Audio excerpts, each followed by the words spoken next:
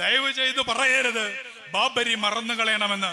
ബാബരിയെ കുറിച്ചുള്ള ഓർമ്മകളാണ് ഈ റിപ്പബ്ലിക്കിനെ നിലനിർത്താൻ, ഈ ജനാധിപത്യ രാജ്യത്തിന്റെ ജനാധിപത്യ ചോദ്യങ്ങളെ, മതേതര ചോദ്യങ്ങളെ നിലനിർത്താൻ ഈ രാജ്യത്തെ ഏറ്റവും ആദ്യവും അവസാനവും ഉയരേണ്ടുന്ന ഓർമ്മ എന്ന് പറയുന്നത് ബാബരിയുടേത് മാത്രമാണ്. അന്തസ്സോടുകൂടി ആ പള്ളി അങ്ങ് വിട്ടു തന്നിരുന്നുവെങ്കിൽ ഉളുപ്പ് വേണം എന്നാണ് ശശി തരൂരിനോട് എനിക്ക് പറയാനുള്ളത്. ആരാന്റെ പള്ളിയിൽ അമ്പലം പണിയുന്നതിനല്ലോ നമ്മൾ വിശ്വാസം എന്ന് പറയുന്നത്. അല്ലാഹുവിന്റെ ഭവനങ്ങൾ ഈ രാജ്യത്ത് നിരന്തരമായി തകർക്കപ്പെടുകയോ അതിന്റെ അസ്തിത്വം തന്നെ ചോദ്യം ചെയ്യപ്പെടുകയോ ചെയ്യുന്ന ഈ സന്ദർഭത്തിൽ തീക്ഷ്ണമായ തഖ്വയോടും ഈമാനോടും കൂടി അല്ലാഹുവിന്റെ ഭവനങ്ങളെ, മസ്ജിദുകളെ സംരക്ഷിക്കാനുള്ള സ്ഥൈര്യമുള്ള, ആർജവമുള്ള ഒരു സമുദായമായി, അതിനെ പ്രതിരോധിക്കാൻ കഴിയുന്നവരായി മാറാൻ പടച്ച തമ്പുരാൻ നമ്മെ എല്ലാവരെയും അനുഗ്രഹിക്കുമാറാവട്ടെ. നമുക്ക് ആയുസ്സുള്ള കാലത്ത് തന്നെയും അല്ലാഹുവിന്റെ ഭവനങ്ങൾ, മസ്ജിദുകൾ, ബാബരി ഉൾപ്പെടെയുള്ള മസ്ജിദുകൾ, അത് തകർത്ത അക്രമികൾക്ക് ഈ ഭൂമിയിൽ നിന്ദ്യമായ അന്ത്യമുണ്ടാവുന്നത് കാണാനുള്ള തൗഫീക്ക് നൽകി പടച്ച തമ്പുരാൻ നമ്മെ എല്ലാവരെയും അനുഗ്രഹിക്കുമാറാവട്ടെ. അതിനുവേണ്ടി നിരന്തരമായി ശബ്ദമുയർത്തുന്ന, ഒരുപക്ഷെ കേരളത്തിൽ, മലയാളത്തിൽ ഈ ബാബരി മസ്ജിദ് തകർക്കപ്പെട്ടതിന്റെ ആഘോഷമെന്നോണം അവിടെ മറ്റൊരു ക്ഷേത്രം ഉയരുകയും ആ ക്ഷേത്രത്തിന്റെ ഉദ്ഘാടനം നടക്കുകയും ചെയ്യുമ്പോൾ അതിനെതിരെ ശക്തമായ പ്രതിഷേധമുയർത്തുന്ന അപൂർവം മുസ്ലിം സംഘടനകളിൽ ഒന്നായി മാറിയ സോളിഡാരിറ്റി യൂത്ത് മൂവ്മെന്റിന് അപൂർവമാകുന്നത് സങ്കടകരമാണ്.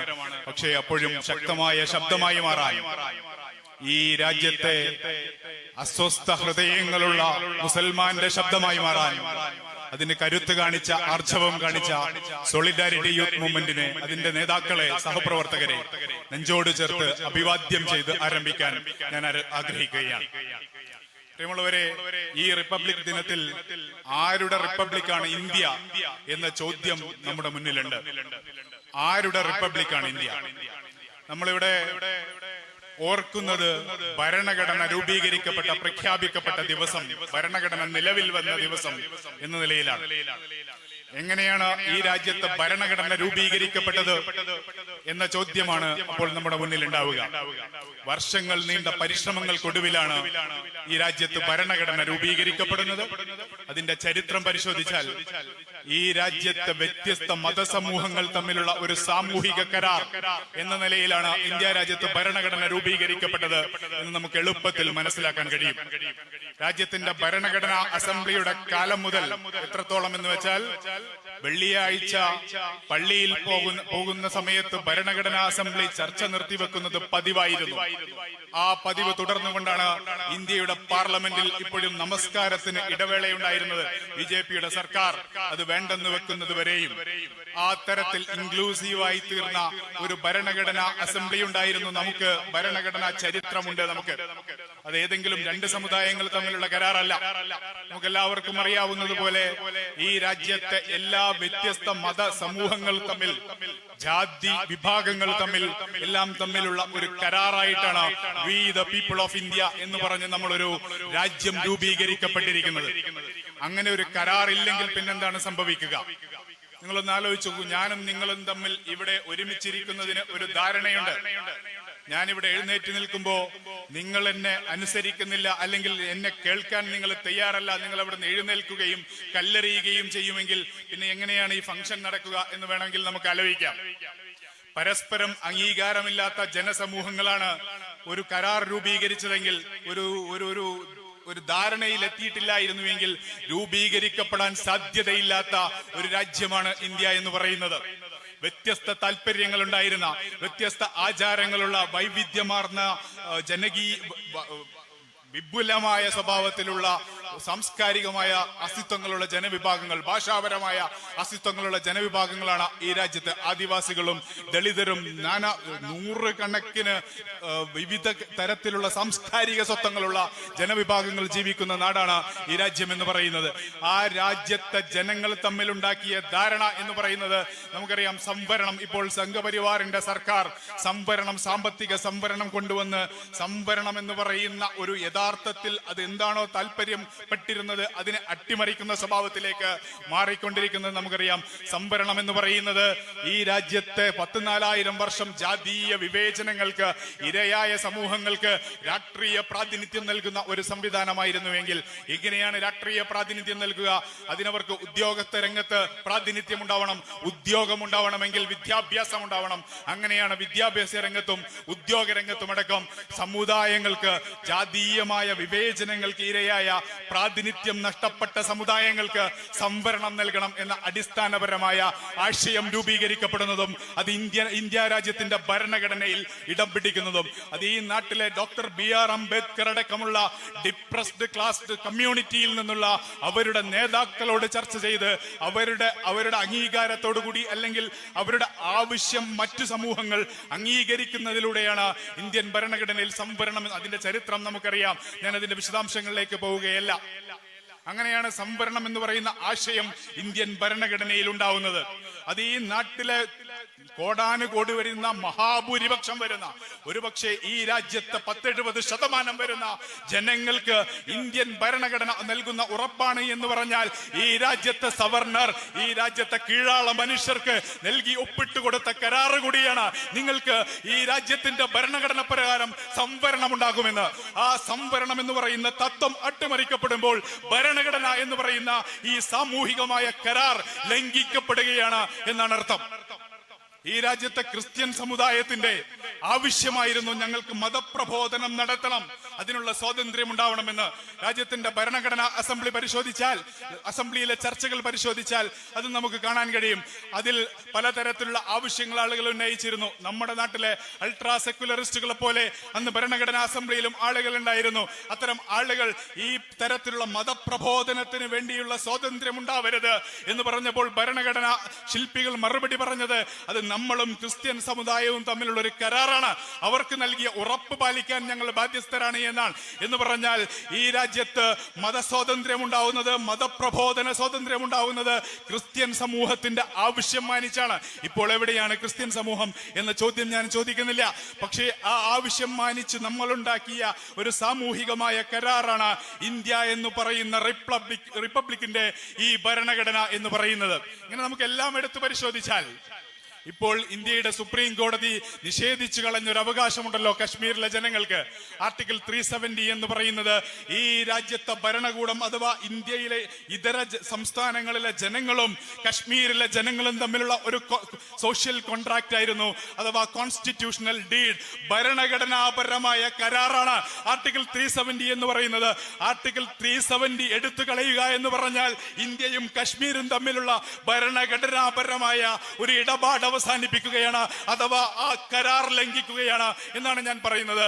എന്ന് പറഞ്ഞാൽ ഭരണഘടന പ്രകാരമുള്ള അവകാശങ്ങൾ നിഷേധിക്കുന്നത്, ഭരണഘടനാപരമായി ചരിത്രപരമായി നൽകിയ അവകാശങ്ങൾ നിഷേധിക്കുക എന്ന് പറഞ്ഞാൽ ഈ സാമൂഹിക കരാറിന്റെ ലംഘനമാണ്. ഞാനും നിങ്ങളും തമ്മിൽ ഒരു കരാർ ഉണ്ടാക്കിയിട്ട് അതിലൊരു കരാറിന്റെ വ്യവസ്ഥ ഞാൻ ലംഘിച്ചാൽ പിന്നെ കരാറ് തന്നെ ഉണ്ടാവുകയില്ല എന്നാണ് ഈ റിപ്പബ്ലിക് ദിനത്തിൽ നമ്മൾ ഓർക്കേണ്ടത് എന്ന് പറയാൻ ഞാൻ ആഗ്രഹിക്കുന്നു. ഈ ഭരണഘടന എന്ന് പറയുന്ന സോഷ്യൽ കോൺട്രാക്റ്റിനെ വളരെ നഗ്നമായി ലംഘിക്കുന്ന നിലപാടുമായിട്ടാണ് ഈ രാജ്യത്തിന്റെ ഭരണകൂടം മുന്നോട്ട് പോയിക്കൊണ്ടിരിക്കുന്നത്. ഈ രാജ്യത്തിന്റെ ഭരണകൂടം എന്ന് പറയുന്നത് സംഘപരിവാർ അഥവാ നരേന്ദ്രമോദി നയിക്കുന്ന കേന്ദ്ര സർക്കാർ എന്ന തരത്തിലല്ല ഞാൻ ഭരണകൂടം എന്ന് പറയുന്നത്. അതാണ് ഈ റിപ്പബ്ലിക് എത്തിച്ചേർന്നിരിക്കുന്ന ഏറ്റവും വലിയ പ്രതിസന്ധി എന്ന് പറയുന്നത്. ഈ രാജ്യത്തിന്റെ പരമോന്നത നീതിപീഠത്തിൽ ആളുകൾക്ക് പ്രതീക്ഷ നഷ്ടപ്പെട്ടിരിക്കുന്നു എന്ന് നമ്മൾ ആരെങ്കിലും പറയുന്നതല്ല. രാജ്യത്ത് ഇപ്പോൾ ഇപ്പോൾ സുപ്രീം കോടതിയിൽ സിറ്റിംഗ് ജഡ്ജ് ആയിട്ടുള്ള ജസ്റ്റിസ് ഓക്ക പറയുന്നു, ഈ രാജ്യത്തിന്റെ സുപ്രീം കോടതിയിൽ ആളുകൾക്ക് പ്രതീക്ഷ നഷ്ടപ്പെട്ടിരിക്കുന്നു എന്ന് കഴിഞ്ഞ ദിവസം അദ്ദേഹം പറയുന്ന സാഹചര്യം ഉണ്ടായി. എന്തുകൊണ്ടാണ് സുപ്രീം കോടതിയിൽ ആളുകൾക്ക് പ്രതീക്ഷ നഷ്ടപ്പെടുന്നത് എന്ന് ആലോചിക്കേണ്ടി വരുന്നത്, ഏതെങ്കിലും സ്വഭാവത്തിൽ ഈ രാജ്യത്തിന്റെ ജനാധിപത്യ സ്വഭാവത്തെ നിലനിർത്താൻ നമ്മൾ ആഗ്രഹിക്കുന്നുണ്ട് എങ്കിൽ, ഈ രാജ്യത്തിന്റെ മതേതര സ്വഭാവത്തെ നിലനിർത്താൻ നമ്മൾ ആഗ്രഹിക്കുന്നുണ്ട് എങ്കിൽ, ഈ രാജ്യത്തിന് ഒരു ഭരണഘടനയുണ്ട് എന്നും ആ ഭരണഘടന അനുസരിച്ചുള്ള ഒരു നിയമക്രമമാണ്, റൂൾ ഓഫ് ലോ ആണ് ഈ രാജ്യത്ത് നിലനിൽക്കുന്നത് എന്നും ഇനിയും പറയാൻ നമ്മൾ ആഗ്രഹിക്കുന്നുണ്ടെങ്കിൽ, ഇതേതെങ്കിലും ഒരു കൂട്ടർക്ക് മാത്രം എന്തെങ്കിലും നഷ്ടപ്പെടുന്ന ഒരു പ്രശ്നമായിരിക്കില്ല. കരാർ ലംഘിക്കപ്പെടുന്നതിലൂടെ രാജ്യം തന്നെയായിരിക്കും, റിപ്പബ്ലിക് തന്നെയായിരിക്കും ചോദ്യം ചെയ്യപ്പെടുന്നത് എന്ന തിരിച്ചറിവിൽ നിന്നുകൊണ്ട് നമുക്ക് ഏതെങ്കിലും തരത്തിൽ തിരിച്ചു പിടിക്കണമെങ്കിൽ എവിടെയാണ് കുഴപ്പമെന്ന് നമ്മൾ മനസ്സിലാക്കേണ്ടതുണ്ട്. ഏതെങ്കിലും ഒറ്റയും തെറ്റയുമായി സുപ്രീം കോടതിയിൽ നിന്ന് ഒരു വിധി വരുമ്പോ പ്രതീക്ഷാ നിർഭരമായ മുഖവുമായി സുപ്രീം കോടതിയെ സമീപിച്ചിട്ട് അതിൽ കാര്യമുണ്ടാവുകയില്ല. എന്താണ് ഈ രാജ്യത്തിന്റെ പരമോന്നത നീതിപീഠത്തിന് സംഭവിക്കുന്നത് എന്ന പരിശോധന അവിടെയാണ് അനിവാര്യമായി തീരുന്നത്. ഞാൻ നേരത്തെ സൂചിപ്പിച്ചല്ലോ, കശ്മീരികളോട് ഇന്ത്യൻ ഭരണകൂടം ചെയ്തത് എന്താണ് എന്ന്. കശ്മീരികളുടെ ചരിത്രം നമുക്കറിയാം.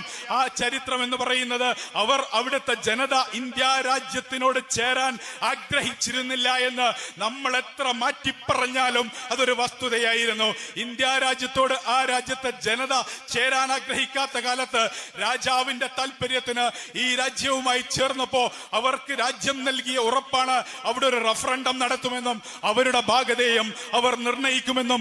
അതുവരെയും വളരെ പരിമിതമായ നിയന്ത്രണമാണ് ഇന്ത്യൻ യൂണിയന് കശ്മീർ എന്ന് പറയുന്ന സ്റ്റേറ്റിന് മേലുണ്ടാവുക എന്നും, എന്നിട്ട് ഏകപക്ഷീയമായി അവിടെ ഗവർണർ ഭരണം ഏർപ്പെടുത്തി. ആ ഗവർണർ ഭരണത്തിന്റെ തണലിലിരിക്കെ ഇന്ത്യയുടെ പ്രസിഡന്റ് ഒരു ഉത്തരവിറക്കി, കശ്മീർ പൂർണ്ണമായും ഇന്ത്യയുടെ ഭാഗമാണെന്നും ഇന്ത്യയിലെ എല്ലാ നിയമങ്ങളും കശ്മീരിന് ബാധകമാണെന്നും പ്രഖ്യാപിക്കുന്നു.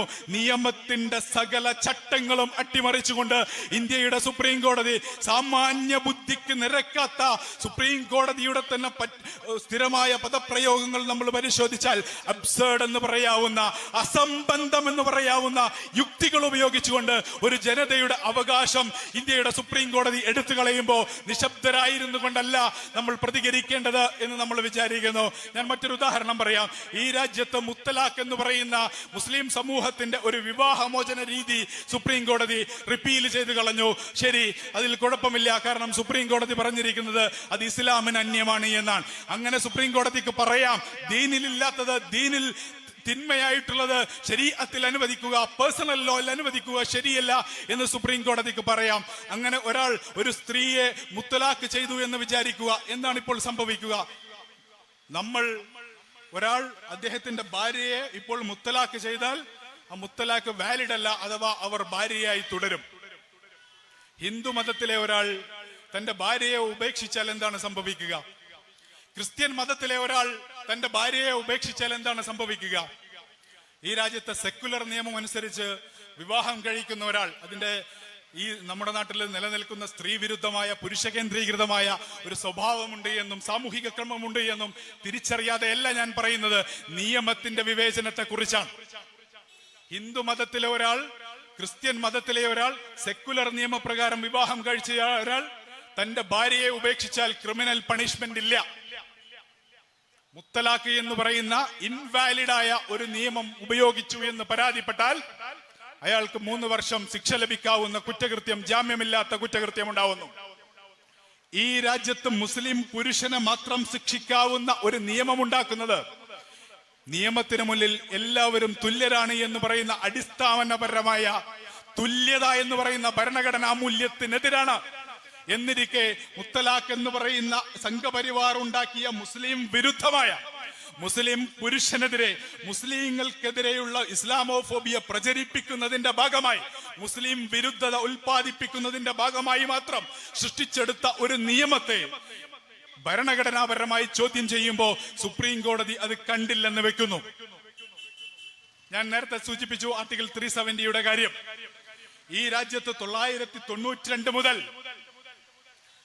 ഇന്ദിരാ സാഹ്നി കേസ് മുതലെങ്കിലും സംവരണത്തെക്കുറിച്ച് സുപ്രീം കോടതിയുടെ തന്നെ 7 അംഗ ബെഞ്ചിന്റെ വിധിയുണ്ടായിരിക്കെ 5 അംഗ ബെഞ്ചുള്ള ഒരു സുപ്രീം കോടതി സുപ്രീം കോടതിയുടെ ഒരു ബെഞ്ച് സാമ്പത്തിക സംവരണത്തിന് തുലനം ചാർത്തുന്നു. സാമ്പത്തിക സംവരണത്തിന് തുലനം ചാർത്തുമ്പോ ഈ രാജ്യത്തെ സംവരണം എന്ന് പറയുന്നത് ഒരു ദാരിദ്ര്യ നിർമാർജന പദ്ധതിയല്ലെന്നും അത് അധികാര പങ്കാളിത്തവുമായി ബന്ധപ്പെട്ട പ്രശ്നമാണെന്നും അറിയാത്തത് കൊണ്ടല്ലല്ലോ സുപ്രീം കോടതി അത് ചെയ്യുന്നത്. ഈ രാജ്യത്തിന്റെ അടിസ്ഥാനപരമായ ഭരണഘടനാ സങ്കല്പങ്ങളെ മുഴുവൻ അട്ടിമറിക്കുന്ന നിലപാടിലേക്ക് രാജ്യത്തിന്റെ സുപ്രീം കോടതി കടന്നു പോവുകയാണ്. അതിന്റെ തുടർച്ചയായിട്ടാണ് ബാബരി മസ്ജിദിന്റെ കേസിൽ സുപ്രീം കോടതി നടത്തിയിട്ടുള്ള വിധി പ്രസ്താവം എന്നതിനെ വിളിക്കാമോ എന്ന് എനിക്കറിയില്ല. ഞാനതിന്റെ വൈകാരികത മുഴുവൻ നമുക്ക് മാറ്റിവെക്കാം. ഒരു അഭിഭാഷകൻ എന്ന നിലയിൽ ഞാൻ നിങ്ങളോട്, നിങ്ങളുടെ യുക്തിയോട് ചില ചോദ്യങ്ങൾ ചോദിക്കാൻ ആഗ്രഹിക്കുകയാണ്. നമ്മുടെ രാജ്യത്ത് വളരെ വ്യവസ്ഥാപിതമായ സിവിൽ നിയമങ്ങളുണ്ട്. ബാബരി മസ്ജിദിന്റേത് ഒരു ഭൂമി തർക്കമാണ്. ആ 2.77 ഏക്കർ എന്ന് പറയുന്നത് ആർക്കും തർക്കമില്ലാത്ത വിധം അവിടുത്തെ മുസ്ലിം ട്രസ്റ്റിന്റെ വഖഫ് ഭൂമിയാണ്. സുപ്രീം കോടതിക്ക് അതിൽ തർക്കമില്ല, അത് വഖഫ് ഭൂമിയാണ്. 1857 മുതൽ നിലനിൽക്കുന്ന പള്ളിയുള്ള വഖഫിന്റെ ഭൂമി, ആ ഭൂമിയിൽ മറ്റൊരു കൂട്ടർ ഉടമസ്ഥാവകാശം സംബന്ധിച്ച ഒരു തർക്കം ഉന്നയിച്ചാൽ അലഹാബാദ് ഹൈക്കോടതി അതിൽ മധ്യസ്ഥത നടത്തി. വളരെ വിചിത്രമായ വിധിയായിരുന്നു. 3 കൂട്ടർ അതിൽ അവകാശം ഉന്നയിക്കുന്നു, 3ആയി വീതിച്ച് 3 പേർക്കും തുല്യമായി വീതിക്കുന്ന വിചിത്രമായ വിധി അലഹാബാദ് ഹൈക്കോടതിയിൽ നിന്നുണ്ടായി. അതിന്റെ അപ്പീൽ സുപ്രീം കോടതിയിൽ വരുന്നു. എന്താ സുപ്രീം കോടതി ചെയ്തത്? സുപ്രീം കോടതി അതിലെ മുസ്ലിം ജനവിഭാഗത്തിന്റെ അപ്പീൽ തള്ളിയിട്ടുണ്ടോ? സുപ്രീം കോടതി ആ അപ്പീൽ തള്ളിയിട്ടില്ല. നമ്മുടെ നാട്ടിൽ ഇപ്പൊ പലരും പറഞ്ഞു നടക്കുന്നത് സുപ്രീം കോടതി വിധിച്ചു എന്നാണ്. എന്താണ് സുപ്രീം കോടതി വിധിച്ചത്? അത് മുസ്ലിം ജനവിഭാഗത്തിന് അവകാശപ്പെട്ട ഭൂമിയല്ല എന്നൊരു വിധി പ്രസ്താവം നിങ്ങൾക്ക് സുപ്രീം കോടതിയുടെ വിധിയിൽ കാണാൻ കഴിയില്ല. ആ ഹർജി സുപ്രീം കോടതി തള്ളിയിട്ടില്ല. ഒന്നെങ്കിൽ ഹർജി അലൗ ചെയ്യണം, അനുവദിക്കണം, അല്ലെങ്കിൽ ഹർജി തള്ളണം. അതാണ് സാധാരണ സുപ്രീം കോടതി ചെയ്യുക. അല്ലെങ്കിൽ ഹർജിക്കാർ ഹർജി പിൻവലിക്കണം. തള്ളാത്ത കൊള്ളാത്ത ഹർജിയാണ് ബാബരി മസ്ജിദിന്റെ കേസിൽ സുപ്രീം കോടതിയിൽ നിന്നുണ്ടായത്, വിധിയാണ് ഉണ്ടായത്. എന്നിട്ട് എന്താണ് സുപ്രീം കോടതി പറഞ്ഞത്? ഞാൻ നിങ്ങളോട് നിയമം പറയാം, നിങ്ങൾ തീരുമാനിച്ചോളൂ. 1992 മുതൽ ഈ രാജ്യത്തൊരു നിയമമുണ്ട്. ഈ രാജ്യത്തിന്റെ ആരാധനാലയങ്ങളുടെ സ്വഭാവം സംബന്ധിച്ച വളരെ സവിശേഷമായ നിയമമാണത്. ആ നിയമം പറയുന്നത് 1947 ഓഗസ്റ്റ് 14 അർദ്ധരാത്രി മുതൽ എന്താണോ ഈ രാജ്യത്തെ ആരാധനാലയങ്ങളുടെ സ്വഭാവം, അതായിരിക്കും ഇനി അവയുടെ സ്വഭാവം നിർണയിക്കുന്നതിനുള്ള മാനദണ്ഡം. 1946 ഇതിനടിയിൽ ഒരു പള്ളിക്കടിയിൽ ക്ഷേത്രമുണ്ടായിരുന്നുവെന്നോ മറ്റെന്തെങ്കിലും പറഞ്ഞാൽ അതിന് നിയമപരമായി സാധുതയില്ല. അങ്ങനെ സാധുതയില്ലാതിരിക്കെ 1947 ഈ രാജ്യത്തിന് സ്വാതന്ത്ര്യം ലഭിച്ചത് മുതൽ എന്താണോ ഒരു ആരാധനാലയത്തിന്റെ സ്വഭാവം, അതായിരിക്കും അതിന്റെ സ്വഭാവം എന്ന നിയമം, ലിഖിതമായ നിയമം ഉണ്ടായിരിക്കെ ബാബരി മസ്ജിദിന്റെ കാര്യത്തിൽ മാത്രം സുപ്രീം കോടതി സവിശേഷമായ അതിന്റെ അധികാരം ഉപയോഗപ്പെടുത്തി എക്സെപ്ഷൻ അനുവദിക്കുകയാണ് ഉണ്ടായത്. എന്തുകൊണ്ടാണ് അത്ര വിചിത്രമായ ഒരു വിധി സുപ്രീം കോടതി പറയുന്നത് എന്നതിന് വിശദീകരണമില്ല. ഈ രാജ്യത്ത് വഖഫ് നിയമമുണ്ട്. ഒരിക്കൽ വഖഫായി പ്രഖ്യാപിക്കപ്പെട്ട ഭൂമി അന്ത്യനാൾ വരെയും വഖഫാണ്. വഖഫിന്റെ സ്വഭാവം മാറ്റാൻ, വഖഫ് ഭൂമി ആർക്കെങ്കിലും വിൽപ്പന നടത്താൻ, വഖഫിന്റെ ഭൂമി ആർക്കെങ്കിലും കൈമാറ്റം ചെയ്യാൻ, വഖഫിന്റെ സ്വഭാവം മാറ്റാൻ കഴിയില്ല എന്നത് രാജ്യത്തെ നിയമമാണ്. ഇസ്ലാമിക ശരീഅത്ത് അനുസരിച്ചുള്ള നിയമമല്ല, ഇന്ത്യൻ വഖഫ് ആക്ട് പ്രകാരം വഖഫിന്റെ സ്വഭാവം മാറ്റാൻ കഴിയില്ല. ബാബരി മസ്ജിദ് നിലനിന്നിരുന്ന 2.77 ഏക്കർ എന്ന് പറയുന്നത് ആ ട്രസ്റ്റിന്റെ കൈവശമുള്ള, ട്രസ്റ്റ് മാനേജ് ചെയ്തുകൊണ്ടിരിക്കുന്ന അള്ളാഹുവിന് വഖഫ് ചെയ്ത ഭൂമിയാണ്. വഖഫിന്റെ ഭൂമി എങ്ങനെയാണ് സുപ്രീം കോടതി ക്ഷേത്രത്തിന് വിട്ടുകൊടുത്തത്? ഏത് നിയമപ്രകാരമാണ് എന്ന ചോദ്യം ഈ റിപ്പബ്ലിക് ദിനത്തിൽ ഈ രാജ്യത്തിന്റെ റിപ്പബ്ലിക്കിനെ കുറിച്ച് അസ്വസ്ഥതയുള്ള മുഴുവൻ മനുഷ്യരെയും അസ്വസ്ഥപ്പെടുത്തുന്ന ചോദ്യമാണ്. രാജ്യത്തിന്റെ വഖഫ് നിയമത്തെ അട്ടിമറിക്കാൻ ഈ രാജ്യത്ത് 1947 മുതൽ ഈ ആരാധനാലയങ്ങളുടെ സ്വഭാവം എന്താകും എന്ന് നിർണയിക്കുന്ന റിലീജിയസ് വർഷിപ്പ് ആക്ട് എന്ന് പറയുന്ന നിയമത്തിന്റെ, ലിഖിതമായ നിയമത്തിന്റെ സ്വഭാവത്തെ അട്ടിമറിക്കാൻ എന്ത് അധികാരമാണ് ഇന്ത്യയുടെ സുപ്രീം കോടതിക്കുള്ളത് എന്നത് ഭരണഘടനാപരമായ ചോദ്യമാണ്. സുപ്രീം കോടതി പറയുന്നത് ഞങ്ങൾക്കുള്ള ഭരണഘടനാപരമായ ആർട്ടിക്കിൾ 142 പ്രകാരമുള്ള സവിശേഷമായ അധികാരം ഞങ്ങൾ ഉപയോഗിച്ചു എന്നാണ്. നീതി എന്ന് പറയുന്നത്, ഈ രാജ്യത്തെ ഭരണഘടനയുടെ അടിസ്ഥാന സങ്കല്പം എന്ന് പറയുന്നത് നീതി നടപ്പാക്കിയാൽ പോരാ, നീതി നടപ്പാക്കിയെന്ന് മനുഷ്യർക്ക് ബോധ്യപ്പെടണമെന്നാണ്. ഏത് നീതി സങ്കല്പം അനുസരിച്ചാണ് സുപ്രീം കോടതി തങ്ങളുടെ സവിശേഷ അധികാരം ഉപയോഗപ്പെടുത്തിയത് എന്ന് ഈ നാട്ടിലെ മനുഷ്യരോട് വിശദീകരിക്കാൻ സുപ്രീം കോടതിക്ക് കഴിയാതെ വരുമ്പോ ഇതാരുടെ റിപ്പബ്ലിക്കാണ് എന്ന ചോദ്യം പ്രസക്തമായി തീരുകയാണ്. ശരി, ബാബരി മസ്ജിദിന്റെ കേസ് നമുക്ക് തൽക്കാലം മാറ്റിവെക്കാം. ഗ്യാൻവാപ്പിയിൽ യുപിയിലെ വാരണാസിയിലെ മറ്റൊരു പള്ളിയിൽ അവർ തർക്കമുന്നയിക്കുകയാണ്. വാരണാസിയിലെ പള്ളിയിലെ തർക്കം എന്ന് പറയുന്നത് ഔറംഗസേബ് പള്ളി ഉണ്ടാക്കുന്നതിന് മുൻപ് അതിന് താഴെ ഒരു ക്ഷേത്രം ഉണ്ടായിരുന്നു എന്നൊരു കെട്ടുകഥയാണ്. സുപ്രീം കോടതി ബാബരി മസ്ജിദിന്റെ കേസിൽ പറഞ്ഞിട്ടുണ്ട്, മേലാൽ ഒരു പള്ളിയുടെ കാര്യത്തിലും ഈ വിധി ബാധകമല്ലെന്ന് മാത്രമല്ല, റിലീജിയസ് വർഷിപ്പ് ആക്ട് എന്ന് പറയുന്ന ഞാൻ നേരത്തെ സൂചിപ്പിച്ച നിയമമാണ് ബാധകമായിരിക്കുക എന്ന്. എന്നിട്ട് വാരണാസിയിലെ ഗ്യാൻവാപ്പി മസ്ജിദിന്റെ ട്രസ്റ്റ് അംഗങ്ങൾ, ആ പള്ളി കമ്മിറ്റി സുപ്രീം കോടതിയിൽ ചെന്ന് ഇത് പറഞ്ഞപ്പോ സർവേ നടക്കട്ടെ എന്ന് പറയുന്ന ഒരു ചീഫ് ജസ്റ്റിസ് നമുക്കുണ്ടെങ്കിൽ എങ്ങനെയാണ് ഈ രാജ്യം ഒരു ജനാധിപത്യ റിപ്പബ്ലിക്കാണ് എന്ന് നമ്മൾ വിശ്വസിക്കുക? ഗ്യാൻവാപ്പിയിലെ പള്ളിയിൽ അവർ തർക്കമുന്നയിക്കുകയാണ്. നിങ്ങൾ ഓർക്കേണ്ടത് 1992 ബാബരി മസ്ജിദ് തകർക്കപ്പെടുമ്പോ അന്ന് അശോക് സിംഗാൾ അടക്കമുള്ള ആളുകൾ നടത്തിയ പ്രസംഗങ്ങൾ നമുക്ക് വേണമെങ്കിൽ ഇപ്പോഴും ചരിത്രത്തിൽ വായിക്കാം.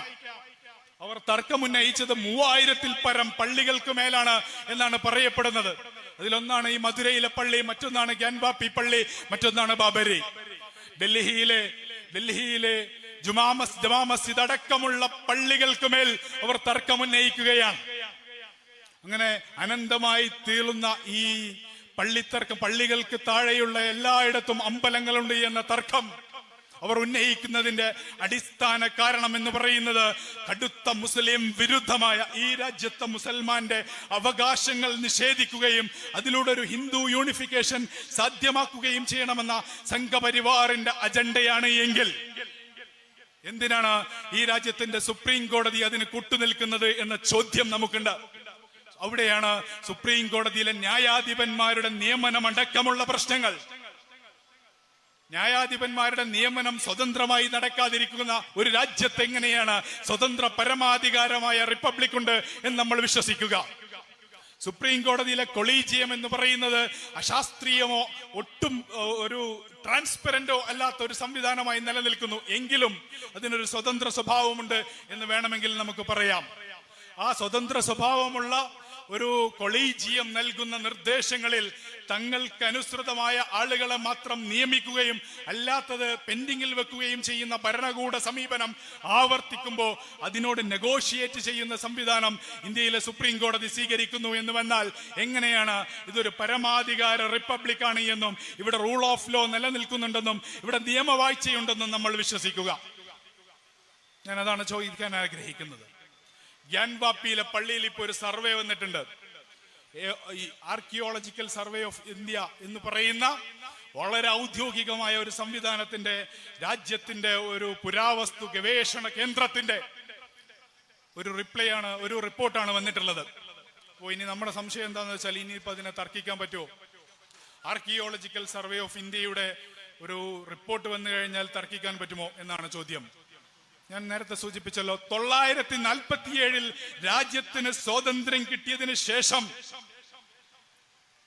16-ാം നൂറ്റാണ്ടിൽ 17-ാം നൂറ്റാണ്ടിൽ പണി കഴിപ്പിച്ചൊരു പള്ളിക്ക് താഴെ ഖനനം നടത്തി അമ്പലമുണ്ടോ ചർച്ചുണ്ടോ എന്ന് പരിശോധിക്കാൻ ആരാണ് ഇവർക്ക് അവകാശം നൽകിയത് എന്ന ചോദ്യം ഉന്നയിക്കാൻ ഈ രാജ്യത്തെ ജനാധിപത്യത്തിൽ വിശ്വസിക്കുന്ന മുഴുവൻ മനുഷ്യരും തയ്യാറാവണം. ആരാണിവർ? അന്ന് ബ്രിട്ടീഷുകാരോട് പടപൊരുതിയ ഒരു സമുദായത്തിന്റെ പള്ളി ഈ രാജ്യത്തിന് സ്വാതന്ത്ര്യം നേടിക്കൊടുക്കുന്നതിന് തങ്ങളുടെ പ്രാണൻ പതിരുപോലെ പകുത്തു നൽകിയ ഒരു ജനതയുടെ പിന്മുറക്കാരുടെ പള്ളി അത് പൊളിച്ച് അതിന്റെ താഴെ ഖനനം നടത്തി ആ ഖനനത്തിൽ കണ്ടെത്തുന്നതിനനുസരിച്ച് മസ്ജിദിന്റെ സ്വഭാവം നിർണയിക്കുമെന്ന് പറയാൻ എന്ത് അധികാരമാണ് ഈ രാജ്യത്ത്, ഈ പരമാധികാര റിപ്പബ്ലിക്കിൽ, ഈ ജനാധിപത്യ രാജ്യത്ത് ഇവർക്കുള്ളത് എന്ന് വിശദീകരിക്കാൻ നമുക്ക് കഴിയേണ്ടതുണ്ട്. ആ ചോദ്യം ഉന്നയിക്കാൻ മറന്നുപോയാൽ ഈ രാജ്യം വലിയ അപകടത്തിലേക്കാണ് പോകുന്നത് എന്ന് ഓർമ്മപ്പെടുത്താൻ ഞാൻ ആഗ്രഹിക്കുകയാണ്. ഇന്ത്യയുടെ സുപ്രീം കോടതിയിൽ മാത്രമല്ല ആ ചോദ്യം ഉയരേണ്ടത്.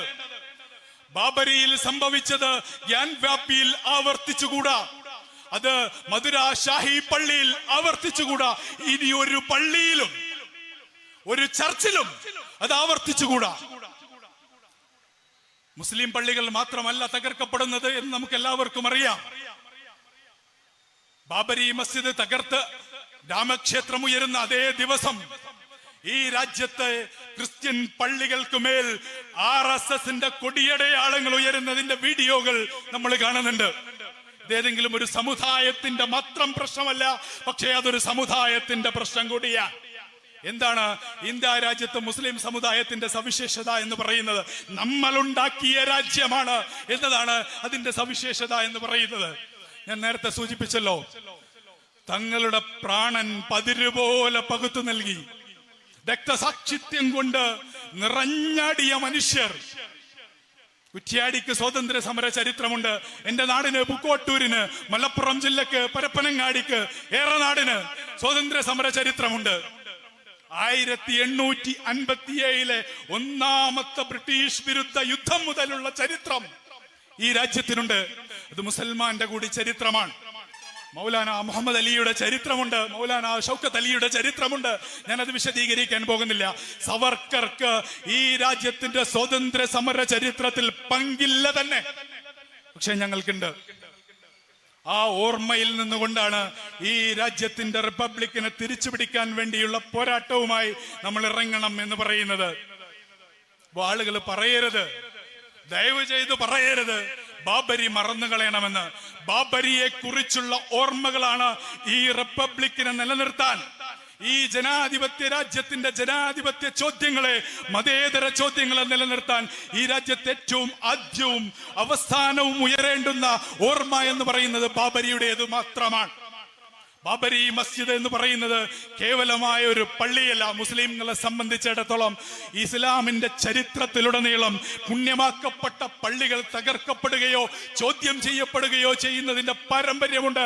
ആ ഓർമ്മകൾ ഇസ്ലാമിക സമൂഹത്തിന്റെ ഉയർത്തെഴുന്നേൽപ്പിന് മാത്രം സഹായിച്ച ചരിത്രമേ ഇതപര്യന്തം ഇസ്ലാമിനുള്ളൂ എന്നതിനാൽ തന്നെ മുസ്ലിങ്ങളെ സംബന്ധിച്ചിടത്തോളം അതിൽ അസ്വസ്ഥതയുണ്ടാവേണ്ടുന്ന കാര്യമില്ല. 24,000-ൽ പരം മനുഷ്യരുടെ ഷഹാദത്ത് കഴിഞ്ഞ 100 ദിവസത്തിനകം ഗസയിൽ നടക്കുമ്പോ തങ്ങളുടെ പുണ്യമാക്കപ്പെട്ട ഖുദ്സിനെ സംരക്ഷിക്കാൻ ഗസയിലെ മനുഷ്യർ രക്തസാക്ഷിത്യം വരിക്കുമ്പോ ഇസ്ലാമിന്റെ ചരിത്രം എന്ന് പറയുന്നത് അള്ളാഹുവിന്റെ പള്ളികളുടെ പരിശുദ്ധി സംരക്ഷിക്കാൻ ജീവൻ പകുത്തു നൽകിയ മുസ്ലിങ്ങളുടെ ചരിത്രം കൂടിയാണ്.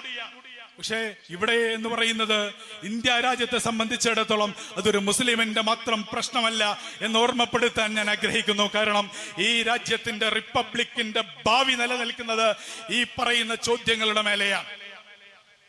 അവിടെയാണ് ഞാൻ സംഘപരിവാറിനെ കുറിച്ച് വിശദീകരിക്കാത്തത്. നമ്മളെ സംബന്ധിച്ചിടത്തോളം, കുറ്റ്യാടിയെ സംബന്ധിച്ചിടത്തോളം സംഘപരിവാർ എന്താണ് എന്നറിയാത്ത പ്രശ്നമുണ്ട് എന്ന് ഞാൻ വിചാരിക്കുന്നില്ല. അവരെങ്ങോട്ടാണ് നടന്നു നീങ്ങിക്കൊണ്ടിരിക്കുന്നത് എന്ന കാര്യത്തിൽ തർക്കമുണ്ട് എന്ന് ഞാൻ വിചാരിക്കുന്നില്ല. പക്ഷേ നമ്മുടെ പ്രതിരോധം എത്രത്തോളം ശക്തമാണ്, പ്രതിരോധം എത്രത്തോളം നമ്മൾ ഉറച്ച നിലപാടുകളുമായാണ് മുന്നോട്ട് പോകുന്നത് എന്ന ചോദ്യം ഈ സന്ദർഭത്തിൽ ഏറെ പ്രസക്തമാണ് എന്ന് ഞാൻ വിചാരിക്കുന്നു. അവിടെയാണ് ഇന്ത്യൻ എന്നെ ശ്രവിക്കുന്ന കോൺഗ്രസ്സുകാരുണ്ടെങ്കിൽ സ്നേഹപൂർവ്വം ഞാൻ ചോദിക്കാൻ ആഗ്രഹിക്കുന്നു, നിങ്ങൾക്ക് നരസിംഹറാവുവിന്റെ അബദ്ധം തിരുത്താൻ ഇനിയും സമയമായിട്ടില്ലെങ്കിൽ അങ്ങനൊരു കോൺഗ്രസിൽ തുടരുന്നതിൽ അർത്ഥമുണ്ടോ എന്ന് എന്റെ കോൺഗ്രസ്സുകാർ ആലോചിക്കേണ്ടതുണ്ട് എന്നാണ് എനിക്ക് പറയാനുള്ളത്. കോൺഗ്രസ് തിരിച്ചു വരണം എന്ന കാര്യത്തിൽ എനിക്ക് തർക്കമില്ല. കോൺഗ്രസ് തിരിച്ചു വരണം എന്ന കാര്യത്തിൽ നമുക്കാർക്കും തർക്കമില്ല. ഇപ്പോൾ സംഘപരിവാറിനെ പരാജയപ്പെടുത്താൻ കോൺഗ്രസ് നേതൃത്വം നൽകുന്ന മുന്നണി ഇന്ത്യയിൽ അധികാരത്തിൽ വരണം എന്ന കാര്യത്തിൽ ആഗ്രഹമുണ്ട്, പ്രാർത്ഥനയുണ്ട്, വലിയ സ്വപ്നങ്ങളുണ്ട്. അതിനൊരു പക്ഷെ നമ്മളെല്ലാവരും പണിയെടുത്തെന്നും വന്നേക്കാം. പക്ഷേ കോൺഗ്രസുകാർ പറയേണ്ടത് നരസിംഹറാവുവിനെ ഓർക്കാതെ ബാബരി മസ്ജിദിനെ കുറിച്ചുള്ള ഓർമ്മകൾ സാധ്യമാണോ എന്നുള്ളതാണ്. നിങ്ങളുടെ നേതാവ് ശശി തരൂർ പറയുകയാണ്, മുസ്ലിങ്ങൾ അന്തസ്സോടുകൂടി ആ പള്ളി അങ്ങ് വിട്ടു തന്നിരുന്നുവെങ്കിൽ ഉളുപ്പ് വേണം എന്നാണ് ശശി തരൂരിനോട് എനിക്ക് പറയാനുള്ളത്. ആരാന്റെ പള്ളിയിൽ അമ്പലം പണിയുന്നതിനല്ലല്ലോ നമ്മൾ വിശ്വാസം എന്ന് പറയുന്നത്. ശശി തരൂരിനെ പോലെ ചരിത്രം അറിയുന്നയാൾ ഏത് ചരിത്ര വസ്തുതകളുടെ അടിസ്ഥാനത്തിലാണ് ഇത്തരത്തിലുള്ള ചോദ്യങ്ങൾ ഉന്നയിക്കുന്നത് എന്ന രാഷ്ട്രീയമായ ചോദ്യം ഉന്നയിക്കാൻ ഞാൻ ആഗ്രഹിക്കുന്നു. ശശി തരൂര് പറയുന്നത് അവിടെ രാമനെ ഞാൻ BJPക്ക് വിട്ടുകൊടുക്കാൻ ആഗ്രഹിക്കുന്നില്ല എന്നാണ്. എന്റെ ചോദ്യം, അയോധ്യയിൽ ബാബരി മസ്ജിദ് നിലനിന്നിരുന്ന മണ്ണിലാണ് രാമൻ ജനിച്ചത് എന്നതിന് എന്ത് തെളിവാണുള്ളത്? സുപ്രീം കോടതി വിധിയിൽ അത്തരത്തിലൊരു തെളിവുമില്ല എന്ന പരാമർശമുണ്ട്. അയോധ്യയിലായിരിക്കാം ഒരുപക്ഷെ രാമൻ ജനിച്ചത്, അങ്ങനെ ആളുകൾക്ക് വിശ്വസിക്കാം. അവിടെ ഒരു ക്ഷേത്രമാവാം, അതിലെ കുറിച്ചല്ല, അതിൽ വിശ്വാസമുണ്ടാവാം, ആളുകൾ വിശ്വസിക്കുകയും ആരാധിക്കുകയും ചെയ്യുന്നുണ്ടാവാം. അതിലാർക്കാണ് തർക്കം? അതിമനോഹരമായ ഒരു അമ്പലം അയോധ്യയിൽ ഉണ്ടാവുന്നതിന് ആർക്കാണ് തർക്കം? നമ്മുടെ നാട്ടിലൊക്കെ എത്രയെത്ര അമ്പലങ്ങളുണ്ട്. നമ്മുടെ നാട്ടിൽ എത്രയെത്ര അമ്പലങ്ങളുടെ ആഘോഷങ്ങളിൽ നാടൊന്നാകെ പങ്കെടുക്കുന്നുണ്ട്. എത്ര മതസൗഹാർദ്ദത്തോടു കൂടി നമ്മുടെ നാട്ടിലെ അമ്പലങ്ങളിലെ പള്ളികളിലെ ഉത്സവങ്ങൾ, പെരുന്നാളുകൾ നടന്നു പോകുന്നുണ്ട്. അയോധ്യയിലെ ബാബരി മസ്ജിദ് നിന്നിടത്താണ് രാമൻ ജനിച്ചത് എന്നും രാംലല്ല എന്ന് പറയുന്ന ഒരു ഡോം അവിടെ ഉണ്ടായിരുന്നു എന്നതും സംഘപരിവാറിന്റെ അജണ്ടയാണ് എന്ന് എല്ലാവർക്കും അറിയാവുന്ന ഒരു കാര്യമായിരിക്കെ അവിടെ ഒരു ക്ഷേത്രം വേണമെന്നത് എല്ലാവരുടെയും ആഗ്രഹമായിരുന്നു എന്ന് പറയുമ്പോൾ ശശി തരൂർ ഇരിക്കുന്നത് എവിടെയാണ്? അദ്ദേഹത്തിന്റെ രാഷ്ട്രീയം നിലനിൽക്കുന്നത് എവിടെയാണ് എന്ന ചോദ്യം ബാക്കിയാവുകയാണ്. അവിടെയാണ് കോൺഗ്രസുകാരോട് ഞാൻ പറയാൻ ആഗ്രഹിക്കുന്നത്, BJPയുടെ B ടീമായതുകൊണ്ട് നിലപാടില്ലാത്ത രാഷ്ട്രീയവുമായി ബാബരി മസ്ജിദ് തകർക്കപ്പെട്ട പള്ളിയിൽ രാമക്ഷേത്രം ഉയരുമ്പോ രാഹുൽ ഗാന്ധി മറ്റൊരു ക്ഷേത്രം സന്ദർശിച്ചത് കൊണ്ട് പരിഹരിക്കപ്പെടാവുന്ന പ്രതിസന്ധിയിലല്ല ഇന്ത്യൻ റിപ്പബ്ലിക് ഉള്ളത് എന്ന തിരിച്ചറിവില്ലെങ്കിൽ നിങ്ങൾ എത്ര ജോഡോ യാത്രകൾ നടത്തിയാലും ഈ രാജ്യത്ത് നീതി നടപ്പാവുകയില്ല എന്ന തിരിച്ചറിവിലേക്ക് ഇന്ത്യൻ നാഷണൽ കോൺഗ്രസ് തിരിച്ചു വരേണ്ടതുണ്ട് എന്നാണ് ഞാൻ പറയുന്നത്. തിരുത്താൻ വേണ്ടിയുള്ള വിമർശനമാണ് നമ്മൾ ഉന്നയിക്കുന്നത് എന്ന് സ്നേഹബുദ്ധിയ നിങ്ങൾ മനസ്സിലാക്കണം. ഈ നരസിംഹറാവുവിന് അന്ന് കുടപിടിച്ച ചില കൂട്ടരുണ്ട്. മുസ്ലിങ്ങൾ തമ്മിൽ സമുദായ ഐക്യം വേണം എന്ന കാര്യത്തിൽ എനിക്ക് തർക്കമില്ല. നിലപാടില്ലാത്ത ഐക്യം കൊണ്ട് ഈ സമുദായം ഒന്നും നേടാൻ പോകുന്നില്ല എന്നുള്ളത് കൊണ്ടാണ് ഞാൻ ഈ വിമർശനം ഉന്നയിക്കാൻ ആഗ്രഹിക്കുന്നത്. നിലപാടില്ലാതെ ഈ രാജ്യത്തെ മുസ്ലിങ്ങൾ യഥാർത്ഥത്തിൽ അനുഭവിക്കുന്ന പ്രശ്നങ്ങളെ കുറിച്ച് അസ്വസ്ഥതയില്ലാത്ത നേതാക്കളുടെ ഐക്യം കൊണ്ട് ഈ സമുദായത്തിന് നീതി ലഭിക്കുകയില്ല എന്ന തിരിച്ചറിവിൽ ഞാൻ ഈ വിമർശനം ഉന്നയിക്കാൻ ആഗ്രഹിക്കുന്നു. അന്ന് നരസിംഹറാവുവിന് കുടപിടിച്ച സംഘടനയുടെ പേരാണ് ഇന്ത്യൻ യൂണിയൻ മുസ്ലിം ലീഗ്. ബാബരി മസ്ജിദ് തകർക്കപ്പെട്ടപ്പോ അധികാരത്തിന്റെ അപ്പകഷ്ണത്തിന് വേണ്ടി ഇന്ത്യൻ യൂണിയൻ മുസ്ലിം ലീഗ് തങ്ങളുടെ മെഹബൂബെ മില്ലത്ത് സെഡു സാഹിബിനെ അടക്കം വലിച്ചെറിഞ്ഞ അധികാരത്തിൽ പങ്കുപറ്റിയ സംഘടനയാണ്. നരസിംഹറാവുവിന് മൂട് താങ്ങിയ സംഘടനയാണ് ഇന്ത്യൻ യൂണിയൻ മുസ്ലിം ലീഗ് എന്നോർക്കേണ്ടുന്ന ദിനമാണിന്ന്. ബാബരി മസ്ജിദ് നിന്ന സ്ഥാനത്ത് അയോധ്യയിലെ ക്ഷേത്രം ഉയരുമ്പോ ഇന്ത്യൻ യൂണിയൻ മുസ്ലിം ലീഗിന് അതിലുള്ള പങ്ക് മറന്നു പോവുക സാധ്യമല്ല. ശക്തമായ ഒരു ശബ്ദം പോലും ഉന്നയിക്കാൻ, ശക്തമായ ഒരു പ്രതിഷേധം ഉയർത്താൻ കഴിഞ്ഞില്ല. അന്ന് K കരുണാകരൻ പറഞ്ഞു, അർജുൻ സിംഗ് പറഞ്ഞു നരസിംഹറാവു രാജിവെക്കണമെന്ന്. മുഹമ്മദ് അലി ശിഹാബ് തങ്ങൾ പറഞ്ഞിട്ടില്ല. മുഹമ്മദ് അലി ശിഹാബ് തങ്ങൾ പറഞ്ഞിട്ടില്ല. മർഹൂം മുഹമ്മദ് അലി ശിഹാബ് തങ്ങളുടെ ഖബറിടം പടച്ചതമ്പുരാൻ വിശാലമാക്കി കൊടുക്കട്ടെ. പക്ഷേ അദ്ദേഹം പറയാത്ത നിലപാടുകളുടെ പേരിൽ ഈ സമുദായത്തിന് എന്തെങ്കിലും ബാധ്യതയുണ്ട് എന്ന് ഞാൻ വിശ്വസിക്കുന്നില്ല. അനീതിക്ക് കുടപിടിച്ചതിന് സംയമനം എന്ന് പേരിടരുത്. അനീതിക്ക് കുടപിടിക്കുന്നതിന് മതേതര സംരക്ഷണം എന്ന് പേരിടരുത്. ഇപ്പോൾ സാദിഖ് അലി തങ്ങൾ പറയുന്നത് അവിടെ ക്ഷേത്രം ഉണ്ടാക്കുന്നതിനൊന്നും ഞങ്ങളെതിരല്ല എന്നാണ്. അടിസ്ഥാനപരമായി അള്ളാഹുവിന്റെ വഖഫ് ഭൂമി തകർത്ത് ഈ രാജ്യത്തിന്റെ സകല നിയമങ്ങളും തകർത്ത് ഈ രാജ്യത്തിന്റെ ഭരണഘടനാപരമായ മൂല്യങ്ങൾ തകർത്ത് ഒരു ക്ഷേത്രം ഉയരുമ്പോ അത് ക്ഷേത്രമാണ് എന്നതല്ലല്ലോ പ്രശ്നം. ഈ രാജ്യത്തിന്റെ ജനാധിപത്യ സ്വഭാവത്തെ, ഈ രാജ്യത്തെ മുസ്ലിങ്ങളുടെ ജനാധിപത്യപരമായ ഭരണഘടനാപരമായ നിയമപരമായ അവകാശങ്ങൾ നിഷേധിക്കപ്പെടുമ്പോൾ ഈ രാജ്യത്തെ പാർലമെന്റിൽ ആകെ പ്രതിനിധികളുള്ള രണ്ട് മുസ്ലിം സംഘടനകളിൽ ഒരു മുസ്ലിം സംഘടനയുടെ നേതാവ് പറയേണ്ടുന്ന വർത്തമാനമാണോ അത്? കോൺഗ്രസ് അവരുടെ സൗകര്യമുള്ള നിലപാട് സ്വീകരിച്ചോട്ടെ എന്നാണ് പി.കെ. കുഞ്ഞാലിക്കുട്ടി സാഹിബ് പറഞ്ഞത്. എന്ത് തരത്തിലുള്ള മാറ്റമാണ് പിന്നെ ഈ രാജ്യത്ത് നിങ്ങൾ ആഗ്രഹിക്കുന്നത്? നിങ്ങൾ അധികാരത്തിൽ ഉള്ള കാലത്താണ് കോൺഗ്രസും സംസ്ഥാനത്ത് കോൺഗ്രസിന്റെ കൂടെ ലീഗും അധികാരത്തിലുള്ള കാലത്താണ് ബാബരി മസ്ജിദ് തകർക്കപ്പെട്ടത്. കോൺഗ്രസ് അധികാരത്തിൽ വന്നാൽ ഗ്യാൻ ബാപ്പി മസ്ജിദ് തകർക്കപ്പെടില്ല എന്നതിന് എന്തുറപ്പാണുള്ളത് എന്ന് വിശദീകരിക്കാൻ മുസ്ലിം ലീഗും രാഹുൽ ഗാന്ധി അടക്കമുള്ള കോൺഗ്രസിന്റെ നേതാക്കളും തയ്യാറാവണം. ഞങ്ങൾ സംരക്ഷിക്കും എന്ന് പറയാൻ നിങ്ങൾക്ക് നാവ് ഉയരുമോ? ഡൽഹിയിൽ കലാപം നടന്നല്ലോ. ഈ പൗരത്വ സമര പ്രക്ഷോഭത്തിന് ശേഷം ഡൽഹിയിൽ വംശഹത്യ നടന്നു. ആ വംശഹത്യ നടന്ന മനുഷ്യരെ ഒന്ന് കാണാൻ രാഹുൽ ഗാന്ധി തയ്യാറായിട്ടുണ്ടോ? അദ്ദേഹം രാജ്യത്ത് പ്രയാസം അനുഭവിക്കുന്ന BJP-യുടെ പലതരത്തിലുള്ള രാഷ്ട്രീയത്തെ പ്രതിരോധിക്കുന്നതിൽ വിജയിക്കുന്നുണ്ട് എന്ന കാര്യത്തിൽ എനിക്ക് തർക്കമില്ല. മണിപ്പൂരിന്റെ കാര്യത്തിൽ അദ്ദേഹം സ്വീകരിക്കുന്ന നിലപാടുകളിൽ നമുക്ക് അഭിമാനമുണ്ട്.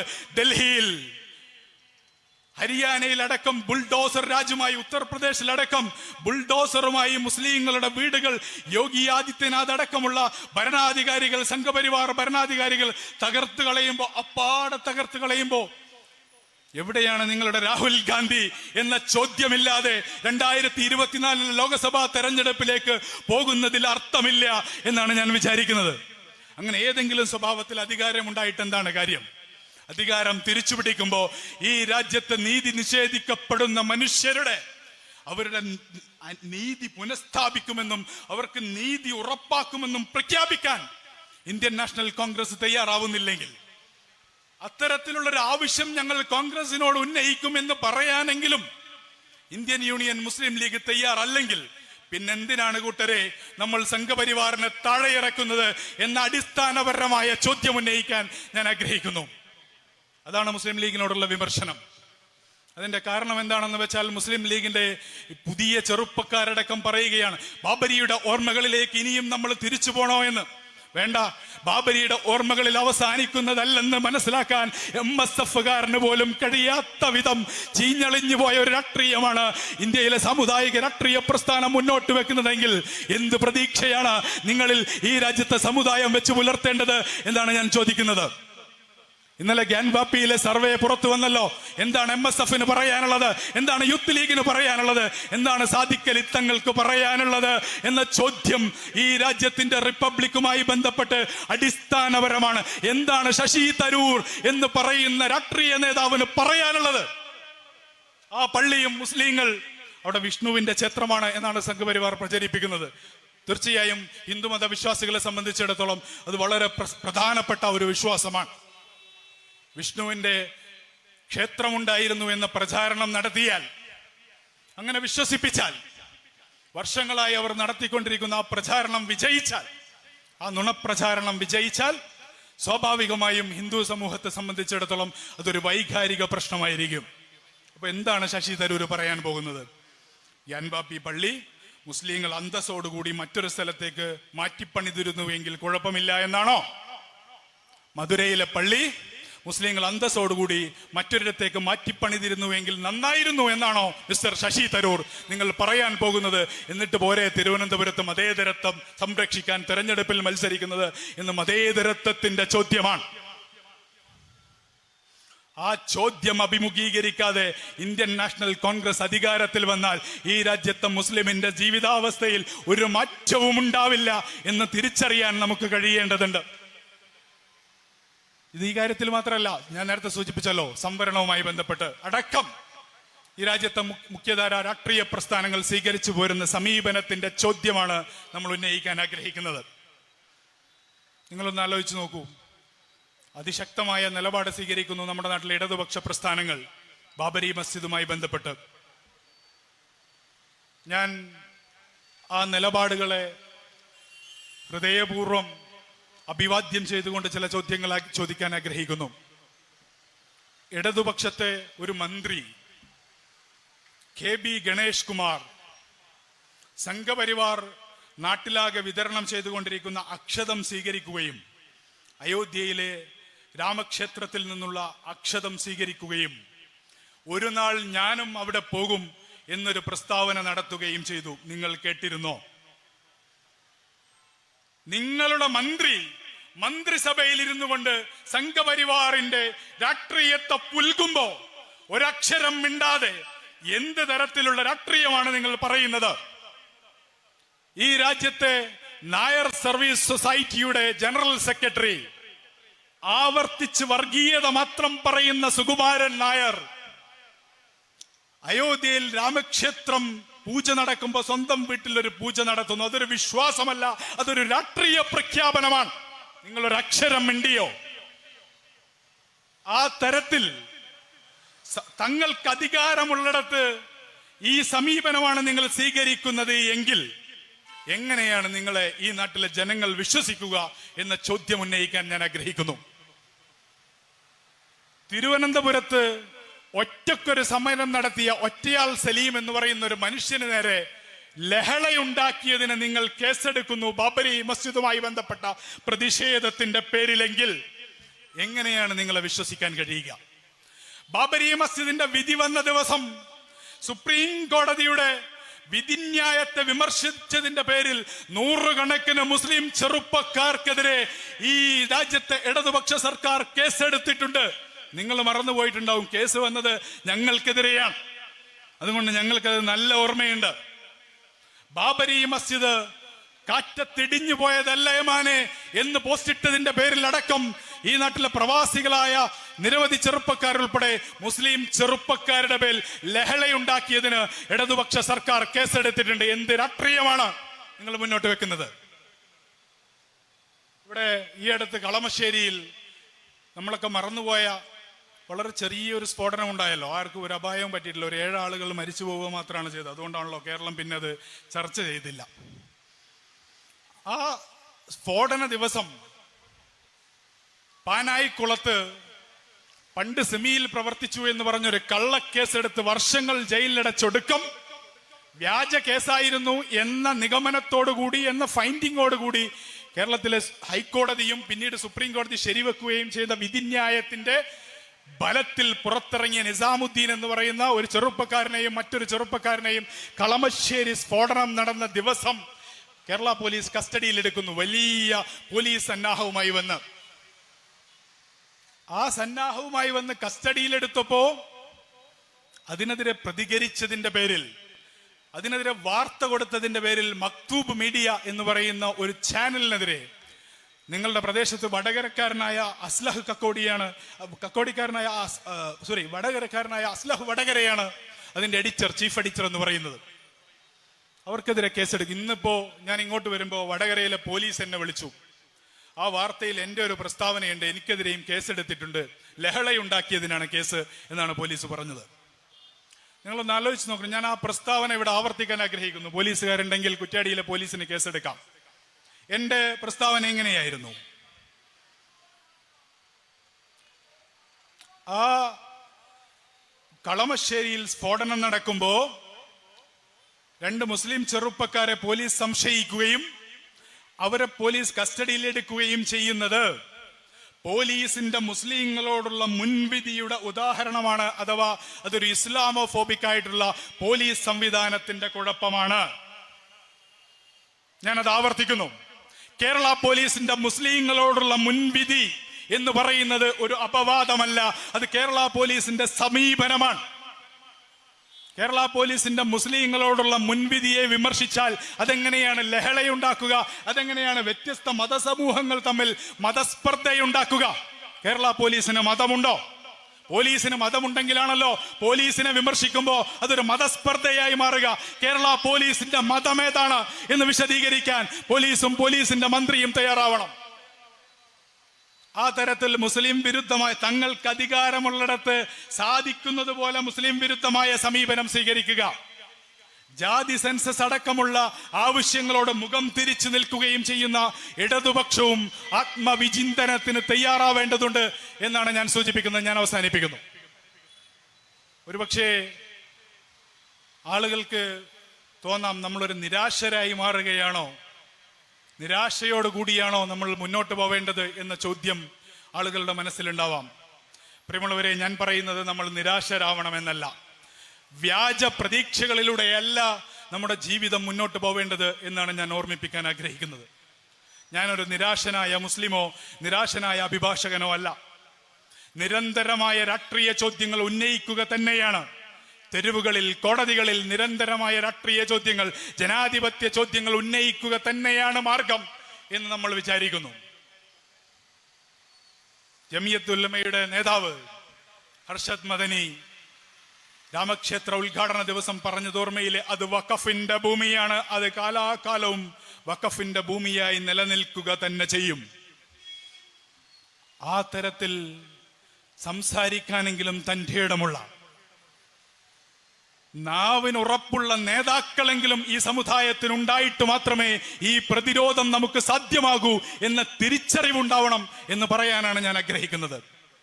ഈ രാജ്യത്തിന്റെ പാർലമെന്റിൽ മുസ്ലിങ്ങൾക്ക് 30% ഈ രാജ്യത്ത് ജനസംഖ്യയുള്ള മുസ്ലിം സമുദായത്തിന് ഈ രാജ്യത്തിന്റെ പാർലമെന്റിൽ പ്രാതിനിധ്യമില്ലേ? ആ പ്രാതിനിധ്യം കൂടി ഉറപ്പുവരുത്തുന്ന ഒരു പ്രതിപക്ഷ സഖ്യമാണ് ഉണ്ടാവേണ്ടത് എന്ന് പറയാനെങ്കിലും ആർജവമുള്ള നേതാക്കൾ ഈ സമുദായത്തിന് ഉണ്ടായിത്തീരട്ടെ എന്ന് പ്രാർത്ഥിക്കാനാണ് നമുക്ക് കഴിയുക. മുസ്ലിങ്ങളെ സംബന്ധിച്ചിടത്തോളം ഈ പറയുന്ന പ്രതിസന്ധികളൊക്കെ വലിയൊരു പ്രതിസന്ധിയാണ് എന്ന അഭിപ്രായം എനിക്കില്ല.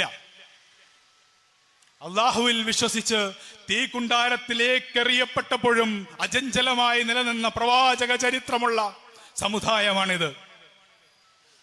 ചെങ്കടലിനെ പിളർത്തുമാർ ആത്മവിശ്വാസത്തോടുകൂടി ഫറോവമാരെ നേരിട്ട സമുദായമാണ്, പ്രവാചകന്മാരുള്ള സമുദായമാണിത്. വർഷങ്ങളോളം പട്ടിണി കിടക്കേണ്ടി വന്നപ്പോ, പച്ചില കഴിക്കേണ്ടി വന്നപ്പോ, അള്ളാഹുവിന്റെ പരിശുദ്ധമായ മസ്ജിദിൽ നമസ്കരിക്കുമ്പോ ആ തരത്തിലുള്ള മാലകൾ, ശവറുമാലകൾ, മാലിന്യ കൂമ്പാരങ്ങൾ എറിയപ്പെട്ട, കല്ലേറുകൊണ്ട് രക്തം വാർന്നൊലിച്ച് ഹിജ്റ ചെയ്യേണ്ടി വന്ന പ്രവാചകന്റെ ചരിത്രമുള്ള സമുദായമാണിത്. ഖുദ്സിന്റെ സംരക്ഷണത്തിന് ഇപ്പോഴും ഞാൻ നിങ്ങളോട് സംസാരിക്കുമ്പോഴും ജീവൻ പകുത്തു നൽകിയും നിങ്ങൾക്ക് എന്താവണമെന്ന് ചോദിക്കുമ്പോ 5, 6, 3, 4 വയസ്സുള്ള മക്കൾ ഞങ്ങൾക്ക് ഇസ്രായേലിനെതിരെ പൊരുതി ഷഹീദാവണം എന്ന് പറയുന്ന പാരമ്പര്യമുള്ള ദീനിന്റെ വക്താക്കളാണ് നമ്മൾ. നമ്മളെ സംബന്ധിച്ചിടത്തോളം ഇതൊരു പരീക്ഷണം എന്ന് പറയാൻ മാത്രമുണ്ട് എന്ന് ഞാൻ വിചാരിക്കുന്നില്ല. ആത്മവിശ്വാസമുണ്ടോ എന്ന ചോദ്യമേ നമുക്കുള്ളൂ എന്ന് ഞാൻ വിചാരിക്കുന്നു. ആത്മവിശ്വാസമില്ലെങ്കിൽ, തന്റെ ഇടമുള്ള ആർജവമുള്ള നേതൃത്വമില്ലെങ്കിൽ, നാവനക്കാൻ ശേഷിയുള്ള നേതൃത്വമില്ലെങ്കിൽ നമ്മൾ പരാജയപ്പെട്ടു പോകും എന്ന് ഓർമ്മപ്പെടുത്തിക്കൊണ്ട് ആത്മവിശ്വാസത്തോടുകൂടി മുന്നോട്ട് പോകാൻ നമുക്ക് കഴിയട്ടെ എന്ന് ആത്മാർത്ഥമായി നാഥനോട് പ്രാർത്ഥിച്ചുകൊണ്ട് ഒരിക്കൽ കൂടി സോളിഡാരിറ്റി യൂത്ത് മൂവ്മെന്റിന് അഭിവാദ്യം അർപ്പിച്ചുകൊണ്ട് ഞാൻ അവസാനിപ്പിക്കുന്നു. വാഹിർ ദഅ്വാനാ അൽഹംദുലില്ലാഹി റബ്ബിൽ ആലമീൻ. അസ്സലാമു അലൈക്കും വറഹ്മത്തുള്ളാഹി.